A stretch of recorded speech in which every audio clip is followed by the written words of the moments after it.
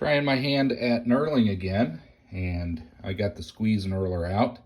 Used lots of lubricant. This I was worried it wouldn't work. It's a little bit sloppy. I thought I'll give it a try, and lo and behold, it turned out pretty well. There we go. The diamonds are looking really nice on there.